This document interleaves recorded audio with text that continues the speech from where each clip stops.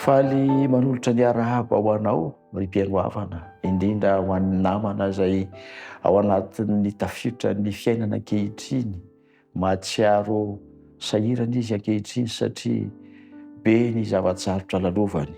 Misy tenin'Andriamanitra izay omeko azy ao amin'ny Isaia 5:7-10 manao toy izao hoe: rehefa avy ny fahavalo tahaka ny ranon'ony, dia ny fanahin'Andriamanitra no hampandositra azy ireo ao anatrehanao. Izany teny izany anabavy atolotra ho anao. Ny fanahin'Andriamanitra no hampandositra ny olana eo anatrehanao.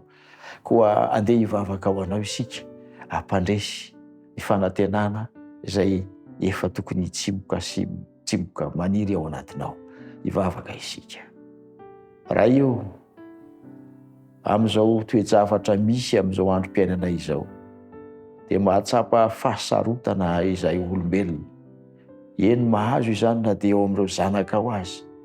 Koa misy izao mpanomponao izao izay mangatapavaka manokana ny hanampianao azy. Ianao no efa niteny fa na dia ho avy tahaka ny ony aza ilay fahavalo hamely ny vohitra na ny tanàna, dia ianao no aniraka ny fanahinao hampandositra azy ireny ka tsy hakasika ny olonao izany. Tanterao amin'izany mpanomponao izany, izany teny fikasanao izany. Andriamanitro, ianao ilay rain'ny vahaolana, rain'ny fitiavana, rain'ny faherezana, rain'ny fitahiana rehetra no aoka ampiseho aminy fa tsy zava-poana ny anompony anao. Ampahafantaro azy fa izay rehetra manatona anao dia tsy ho very maina anao viana satria manana ny ampy indrindra ianao atolotra izay rehetra mangataka.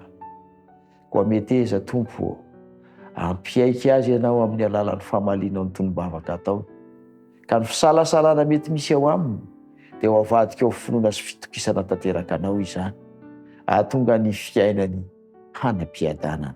Momba azy ianao Andriamanitro, sy izay rehetra manana izany fangatahana izany koa tiana ho tononona androany. Ny vavaka dia apetraka eo aminao amin'ny anaran'ilay zanakao dia Jesosy Kristy izany. Amen.